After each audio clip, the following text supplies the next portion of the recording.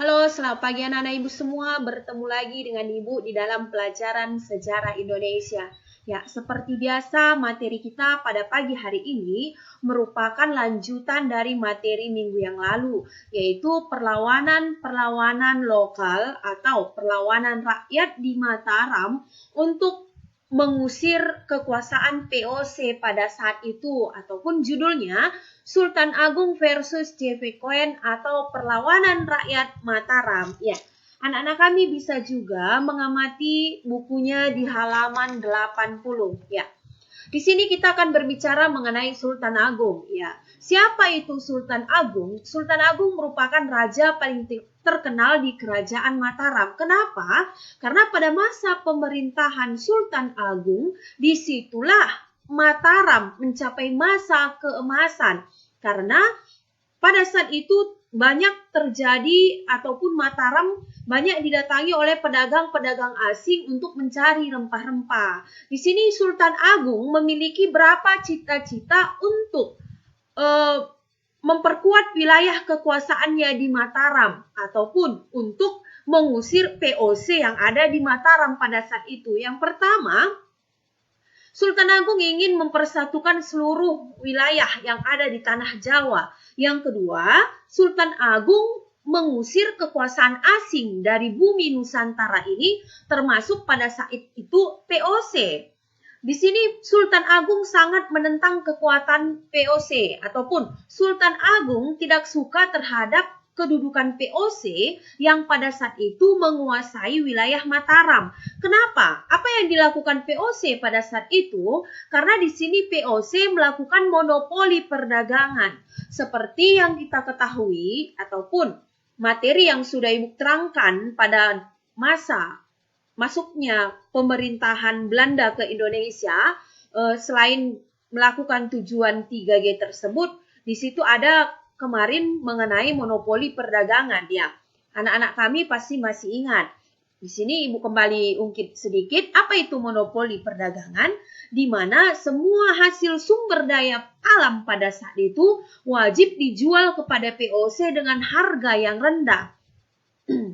Inilah yang ingin ditentang oleh Sultan Agung pada saat itu. Jadi, di sini tampak bahwa Sultan Agung ingin melakukan beberapa ataupun Sultan Agung merencanakan beberapa serangan ke Batavia. Kenapa di Batavia? Karena pada saat itu POC menetap di Batavia.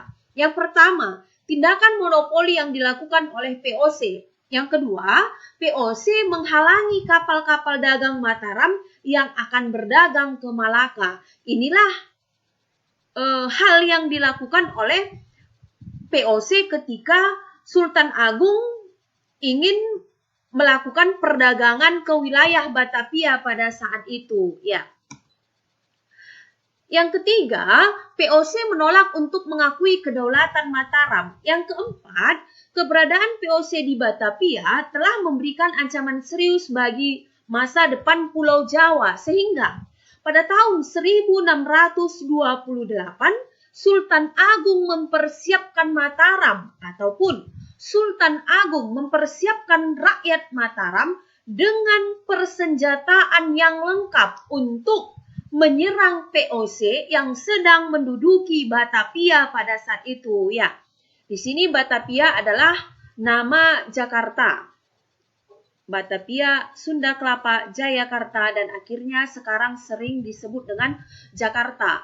Jadi Sultan Agung beserta Tumenggung Boreksa, Tumenggung Sura Agul-Agul menyerang POC di sini, dan POC dipimpin oleh JV Koen. Namun penyerangan yang dilakukan oleh Mataram di bawah pimpinan Sultan Agung beserta Tumenggung Boreksa, Tumenggung Sura Agul-Agul tidak berhasil dilakukan, ataupun penyerangan yang dilakukan oleh Mataram pada saat itu mengalami kegagalan.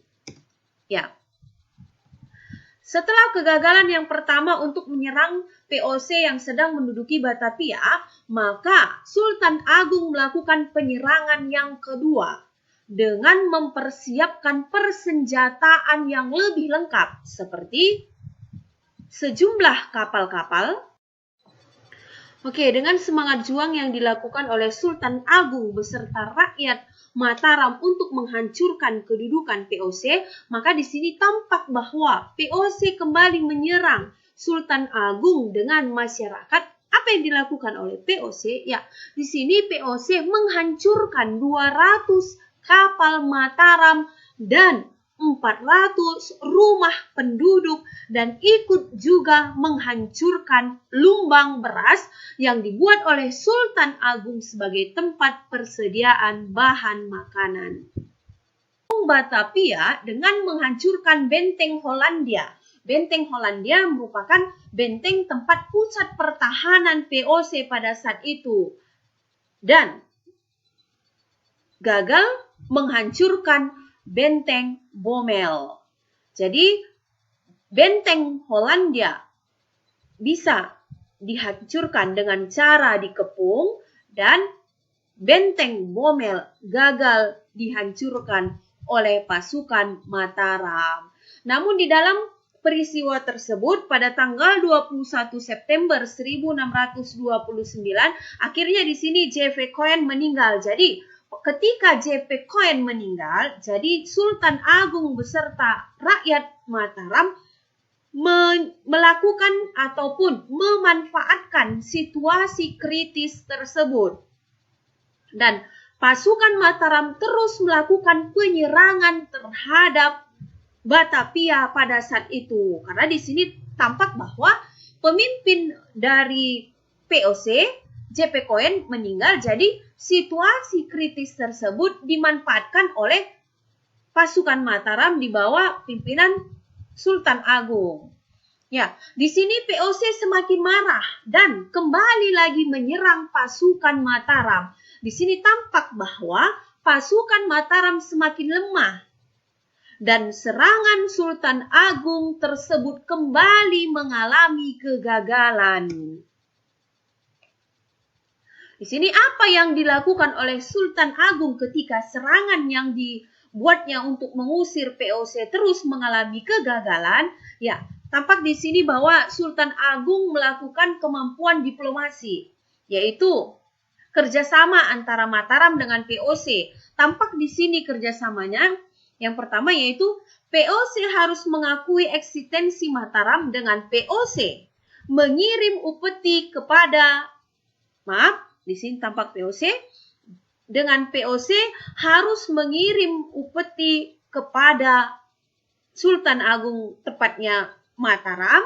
Yang kedua, POC diizinkan melakukan perdagangan di pantai utara Jawa.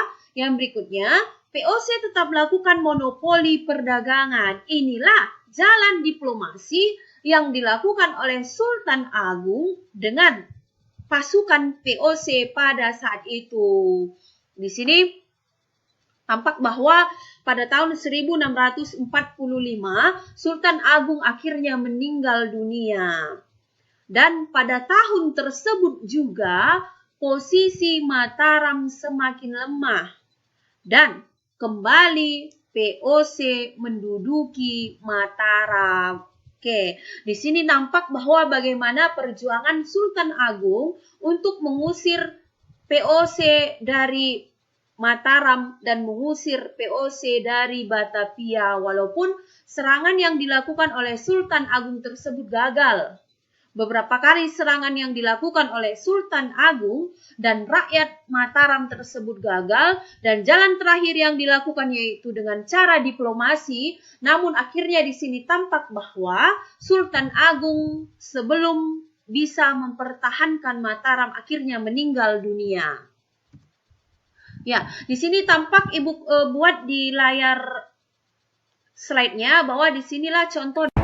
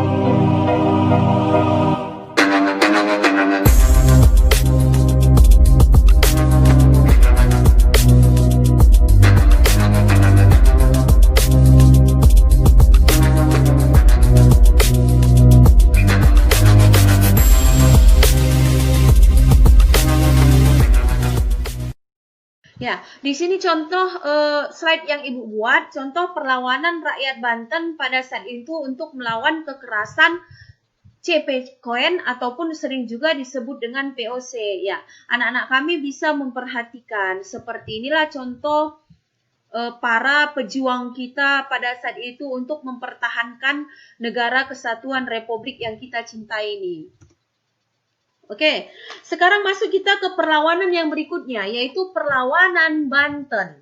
Kembali di sini, kenapa Banten diperebutkan oleh POC? Karena di sini tampak bahwa Banten memiliki wilayah yang sangat strategis, yaitu tempat bandar perdagangan internasional. Di Bantenlah tempat persinggahan pedagang-pedagang dari Eropa ataupun pedagang-pedagang dari Asia untuk mencari dan membeli rempah-rempah. Di sini tokoh perlawanannya yaitu Sultan Agung Tirtayasa.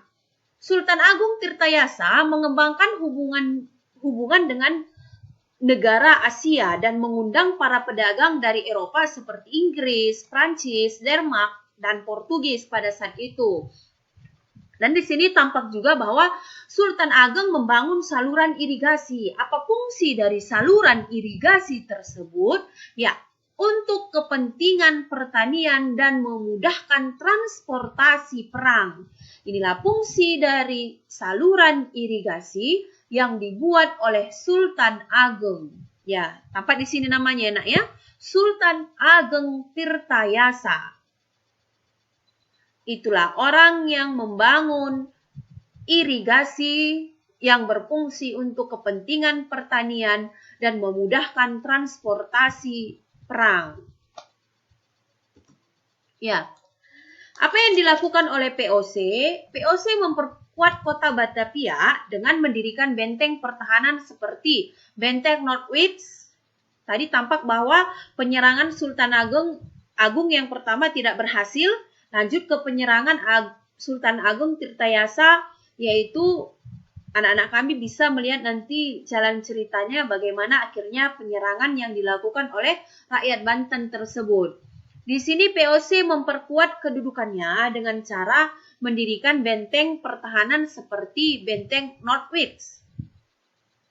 Dan Sultan Agung Tirtayasa beserta anaknya yang bernama Sultan Haji difungsikan sebagai raja pembantu urusan dalam negeri, dan Sultan Agung bertanggung jawab dalam urusan luar negeri dibantu putranya yang bernama Pangeran Arya Purbaya. Ya, di dalam urusan dalam negeri dikerjakan oleh Sultan Haji, urusan luar negeri dikerjakan oleh Sultan Agung Tirtayasa dan yang putranya bernama Pangeran Arya Purbaya. Di sini apa yang dilakukan oleh POC untuk menduduki Banten pada saat itu? Di sini POC menghasut Sultan Haji. Masuk politik yang dilakukan oleh POC itu politik divide et impera, menghasut dan mengadu domba. Ya, POC menghasut Sultan Haji dan membuat persekongkolan untuk merebut tahta Banten. Jadi, terjadi persekongkolan antara POC dengan orang dalam kerajaan Banten ataupun orang dalam Banten, yaitu yang bernama Sultan Haji. Dalam persekongkolan tersebut, POC membantu merebut Banten. Ulangi sekali lagi. Dalam persekongkolan tersebut, POC membantu merebut Banten. Jadi, POC membantu Sultan Haji untuk merebut Banten dengan syarat. Pertama, Banten harus menyerahkan Cirebon ke POC. 2, monopoli lada di Banten dipegang oleh POC dan harus menyingkirkan para pedagang dari Asia seperti Persia, India, dan Cina. Ketiga, Banten harus membayar 600.000 ringgit apabila ingkar janji. Yang keempat, pasukan Banten yang menguasai daerah pantai harus ditarik kembali. Ya, inilah syarat yang dilakukan oleh POC ketika melakukan persekongkolan dengan Sultan Haji untuk merebut Banten. Kenapa terjadi persekongkolan tersebut? Karena di sini seperti yang Ibu bilang tadi, POC mengatakan bahwa Sultan Haji akan merasa tersingkirkan ketika Sultan Ageng Tirtayasa menyerahkan kekuasaan Banten kepada putranya. Ya, jadi di sini Sultan Haji nampak terasut oleh hal negatif yang diberikan oleh POC tersebut. Jadi, pada tahun 1681, POC atas nama Sultan Haji berhasil merebut Kesultanan Banten. Oke, ulangi sekali lagi.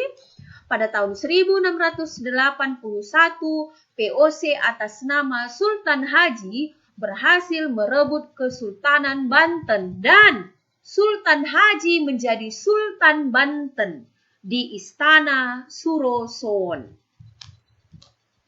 Jadi di sini tampak bahwa akhirnya yang menjadi sultan di dalam Banten tersebut yaitu Sultan Haji yang melakukan kerjasama dengan POC untuk merebut wilayah kekuasaan Banten. Bagaimana nasib Sultan Ageng Tirtayasa? Ya, di sini tampak bahwa Sultan Ageng Tirtayasa membangun istana yang baru yang berpusat di Tirtayasa. Tirtayasa ini merupakan nama wilayah. Jadi kembali dibangun istana yang berpusat di Tirtayasa yang dipimpin oleh Sultan Ageng Tirtayasa. Oke. Dan pada tahun 1682, pasukan Sultan Ageng Tirtayasa berhasil mengepung Istana Surosoon. Oke, ingat ya nak ya, Surosoon akhirnya dikuasai oleh Sultan Haji dengan perjanjian bersama POC. Di sini, dari serangan yang dilakukan oleh Sultan Ageng Tirtayasa tersebut, posisi Sultan Haji melemah. Jadi apa yang dilakukan oleh Sultan Haji? Sultan Haji meminta bantuan dari POC. Akhirnya Sultan Ageng Tirtayasa dapat dipukul mundur oleh Sultan Haji beserta POC. Dan kembali lagi Sultan Ageng Tirtayasa tidak berhasil melawan Sultan Haji. Namun kebalikannya, Sultan Haji kembali menyerang benteng pertahanan Sultan Ageng Tirtayasa, tepatnya di Tirtayasa. Di sini kesultanan yang dipimpin oleh Sultan Ageng Tirtayasa dikepung oleh Sultan Haji beserta POC. Oke? Bagaimana akhir dari Banten pada saat itu? Di sini tampak bahwa Sultan Ageng Tirtayasa meloloskan diri beserta putranya ke hutan yang disebut dengan hutan Lebak. Oke, jadi sampai di sini paham ya? Dan pada tahun 1683, Sultan Ageng Tirtayasa berhasil ditangkap dan akhirnya wafat pada tahun 1692. Walaupun wafat, Sultan Ageng Tirtayasa yang memiliki semangat untuk menyerang POC, namun perlawanan rakyat Banten terhadap POC terus berlangsung. Perlawanan rakyat Banten terhadap POC terus berlangsung. Dari semangat juang yang dipimpin kembali oleh ulama Kitapa, di sini ulama Kitapa berhasil menghancurkan pasukan POC dan walaupun perjuangan rakyat Banten belum selesai untuk mengusir POC dari Banten, dengan wafatnya Sultan Agung Tirtayasa pada tahun 1672, namun semangat juang rakyat Banten untuk mengusir POC tetap bersatu terlihat pada tahun 1750 di bawah pimpinan ulama yakni Kitapa. Akhirnya pada tahun tersebut rakyat Banten beserta ulama Kitapa berhasil menghancurkan pasukan POC. Oke, di sini digarisbawahi Kitapa beserta rakyat Banten berhasil menghancurkan pasukan POC. Oke? Namun di sini POC tampak bahwa merasa rendah ketika pribumi bisa menghancurkan POC, ataupun semangat juang rakyat Banten pada saat itu bisa menghancurkan POC. Dan pada tahun 1751 kembali lagi POC beserta 1.250 personilnya mengepung pasukan Banten ataupun mengepung pasukan Kitapa.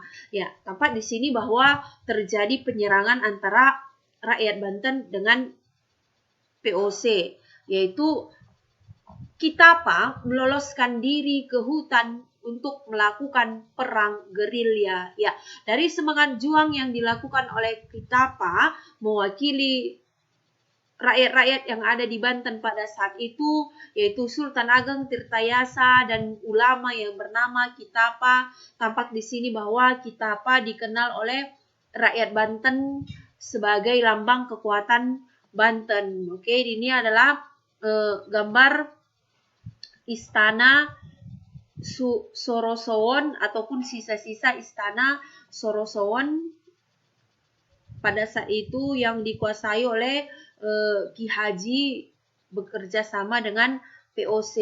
Ya, ini dia sisa-sisa istana Sorowon dan ini adalah Sultan Agung Tirtayasa. Oke.